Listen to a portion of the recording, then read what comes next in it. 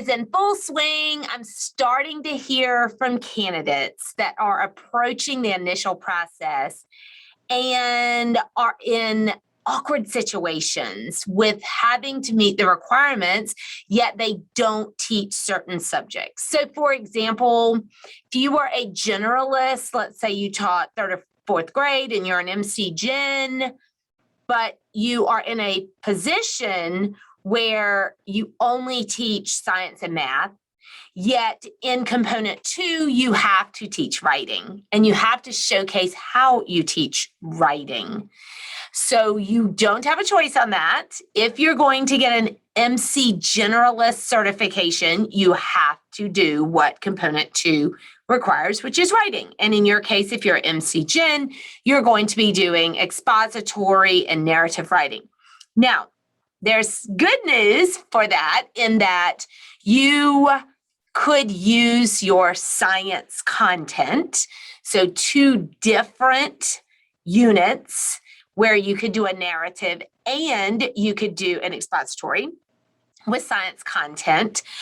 If the requirements say you have to do 2 different subjects, you easily, even with science, could do something that's social studies based. You know how social studies and science kind of bleed together with the environmental piece of it. So you could approach it that way. So there are ways for you to utilize your own class to do things that you didn't think you could do. Even though you are assigned science and math, you could still teach writing. Now, where do we have the hiccups at? Well, there's several times we have hiccups in a situation like this. First of all, you've got to get this approved with your administration. If your requirements are nothing but science and math, and here you are teaching writing, because you're going to have to teach the full-blown process of how to write a narrative and how to write an expository through science content. You'll be using science content.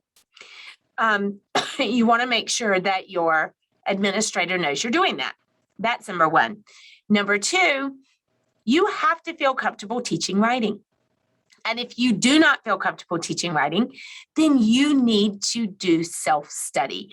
You need to reach out to other teachers that are amazing at teaching narrative and expository writing. You need to read books. You need to watch YouTube videos. I know you watch those because you're watching me now. You need to do things that'll get you professionally where you should be. Also, do not forget the national board standards for whatever the subject area you are working in tell you what should be happening, what your classroom should look like as far as writing. I am mostly talking right now about this component 2, where you have to differentiate instruction, and it's very, very, very specific about what you have to do. Whereas component 4, you can do a unit on anything you want to. So it doesn't matter what you teach there. The only issue that sometimes pops up in component 4 is that you're borrowing a classroom. And if you're an itinerant teacher or, like a pull-out reading specialist, you might have to borrow a teacher's classroom for component 4. But there are always ways around all of those things. I would highly encourage you hook up with a cohort group. I have an online cohort at TraceyBryantStuckey.com.